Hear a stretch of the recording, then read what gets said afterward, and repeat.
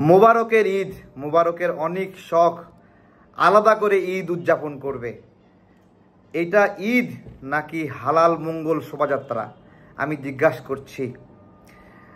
ছোটবেলায় আমাদের যারা একটু কম মেধাবী ছিল তারা গরুর রচনা মুখস্থ করে যেত, কিন্তু যদি বলা হতো যে তুমি নদীর রচনা লেখো, তখন ওই কম মেধাবী কী করতো, বলতো আমাদের গ্রামে একটা নদী আছে, নদীতে প্রচুর স্রোত, এ পাশ থেকে ও পাশে যেতে খুব কষ্ট হয়। নদীর পাড়ে একটা গরু বাঁধা ছিল, সেই গরুর গলায় একটা দড়ি ছিল, ওই গরুর 4টা পা ছিল এবং গরুর 2টা শিং ছিল, গরুর পেটটা গোলগাল ভালোই ছিল, স্বাস্থ্য ভালো ছিল। বেসিক্যালি সে গরুর রচনা পড়ে আসছিল, কিন্তু লিখতে দিছে নদীর রচনা। এখন কি করবে, নদীর রচনা একটু শুরু করে দিয়ে আবার ওই গরুর উপর সে হামলে পড়ছে। তো নাস্তিকদের বা সেকুলারদের আইডিয়াগুলো ওই রকম।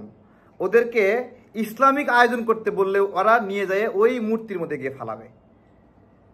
তো অনেক শখ, ঈদ আয়োজন করবেন, ঈদ উৎসব করবেন, এটা কি করলেন বলেন? আমাদের মুসলিম ভাই যারা আছেন সবাইকে জিজ্ঞাসা করব যে কোন কালে এইরকম মূর্তি নিয়ে পুজো আমাদের ট্রেন্ড ছিল, আপনারা একটু বলবেন। যারা আমাদের বাবারা আছেন, আমাদের বাবার বয়সে, তারা বলবেন। আমাদের দাদার বয়সে, নানার বয়সে যারা বেঁচে আছেন তারাও বলবেন যে কোন কালে আমাদের ঈদ উদযাপন এই রকম ছিল। কেউ কি বলতে পারবেন? আর একটা মজার বিষয় দেখাই, দেখেন তো ইনাকে চিনতে পারেন? ইনি বাংলাদেশের এই মুহূর্তে জনপ্রিয় একজন রাজনৈতিক ব্যক্তিত্ব এবং জনপ্রিয় রাজনৈতিক দলের একটি সর্বোচ্চ নির্বাহী নেতা। তাকে নিয়ে ব্যঙ্গ করেছে এমনভাবে, ঘোড়ার পিঠে উল্টো দিক করে, একটা অপমানজনক একটা বিষয় ব্যবস্থাপনা।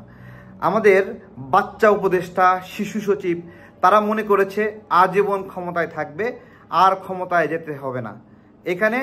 সেই জন্য এই ফারুকী সহ আরও যে উপদেষ্টাগুলো রয়েছে সবাই মিলে আমাদেরকে মিসগাইড করার চেষ্টা করছে। কখনো বলছে ইসলামপন্থীদের রাষ্ট্রকল্প হতে দেবে না, আবার কখনো বলছে যে শাহবাগ নিয়ে শাহবাগ ট্যাগ দিয়েন না।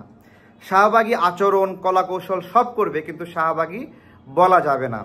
সামগ্রিকভাবে ফরহাদ মাঝারের চেহারাটা মনে আসছে।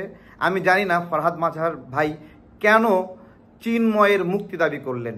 উনি কোন জায়গায় বাধা ছিলেন বা কোন জায়গায় ধরা ছিলেন যে কারণে চিন্ময়ের মুক্তি চাইতে উনি বাধ্য হলেন? উনি জানেন ওনাকে সবাই গালি দিবে, তারপরেও কোনো একটা কারণে উনি চিন্ময়ের মুক্তি চেয়েই বসলেন। চিন্ময়ের সঙ্গে ঢলাঢলি, গড়াগড়ি, সামগ্রিকভাবে আমরা একটা অন্যরকম ফাঁদে পড়েছি যা আমরা কেউই বুঝতে পারছি না হয়তোবা। আমাদের ভাইয়েরা, আজকে একটা জিনিস জিজ্ঞাসা করব। গত 4 দিন ধরে ফারাবিকে নিয়ে কথা বলছি। ফারাবি আসলে কে? ফারাবি 2013 সালে যে গণজাগরণ মঞ্চ হয়, সেই সময় গণজাগরণ মঞ্চ তার যে চিন্তা, ধারণা, আদর্শ এমনভাবে বাংলাদেশের নাগরিকদেরকে বুঝিয়েছিল যে শাহবাগে গিয়ে সেজদা দেওয়া বাঙালি জাতীয়তাবাদ বা বাংলাদেশের নাগরিকের অত্যন্ত জরুরি, এবং এই হাজিরা না দিলে তার বাংলাদেশি পরিচয় থাকে না। এই রকম একটা ন্যারেটিভ দাঁড় করা হয়েছিল শাহবাগীরা।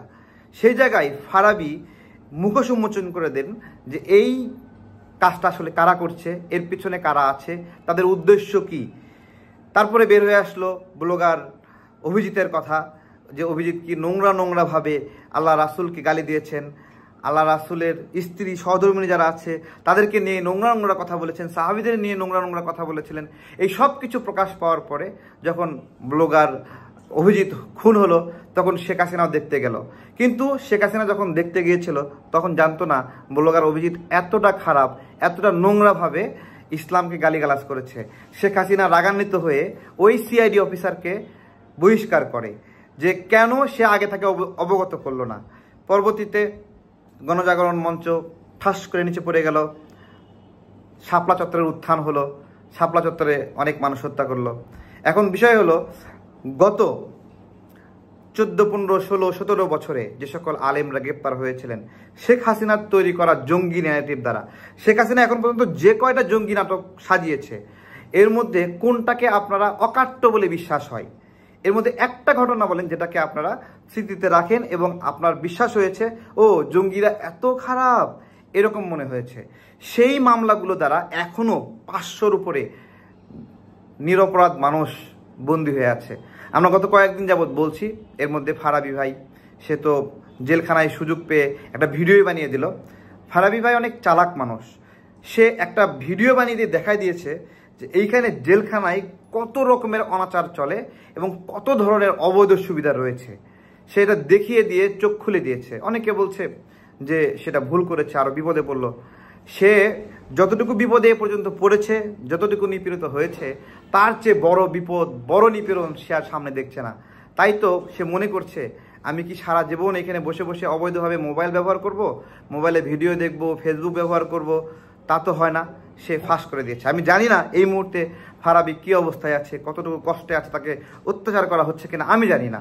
আমি শুধু বলবো যে আপনারা যারা ক্ষমতায় আছেন এই মুহূর্তে খুব ভালো করে শোনেন। মোদি বিরোধী আন্দোলন, শাপলা চত্বর সামগ্রিকভাবে দীর্ঘ পরিক্রমায় শেখ হাসিনার ফ্যাসিজমের বিরুদ্ধে শক্তভাবে প্রতিবাদ করেছে আলেমরা, এবং শেখ হাসিনা এই আলেমদেরকে ভয় পাইতো সবচেয়ে বেশি। এবং যখন ছাত্ররা আপোষ করেছিল, ওই যাত্রাবাড়িতে হুজুররা মাঠে নেমে পড়েছিল, রামপুরায় হুজুররা আমাদের সঙ্গে নেমে লড়াই করেছিল। সুতরাং এত বড় একটা বিপ্লবের পরে অনেকের অনেক মামলা ছিল, তারা জামিন পেয়েছে।